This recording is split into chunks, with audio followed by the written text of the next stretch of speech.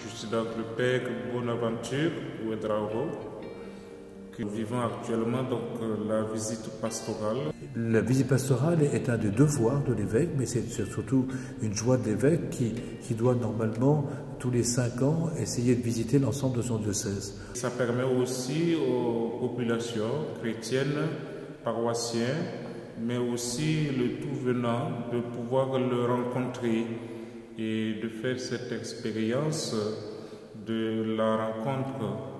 Et parce que c'est aussi une occasion pour lui d'encourager, de soutenir, mais aussi de donner, de faire savoir un peu les orientations et les directives diocésaines en matière de pastorale, bien sûr.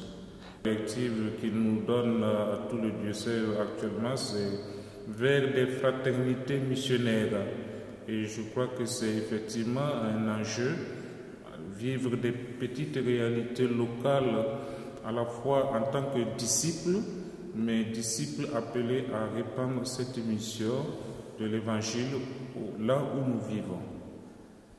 Dans la visite pastorale, il s'agit de voir tout le monde, de voir tout ce qui fait la communauté humaine aussi dans le contexte duquel sont nos communautés ecclésiales, les paroisses.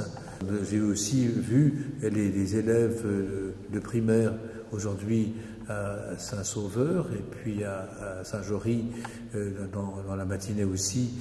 Au cœur de cette visite pastorale que je fais donc autour de Fenouillet et de Bruguière particulièrement, et les 7 clochers, eh bien, je dis à ces personnes de cet ensemble de paroissiens, mais aussi à tout le diocèse, combien il est important pour moi que nous travaillions tous à une sorte de conversion pastorale qui nous tourne vraiment vers Jésus, et pour recevoir de lui l'impulsion et la lumière de telle façon que nous recevions à plein son message et que nous soyons capables de le diffuser. Et ça, être disciple missionnaire, et puis de ne pas le faire tout seul, mais faire dans des communautés de gens qui sont proches les uns des autres.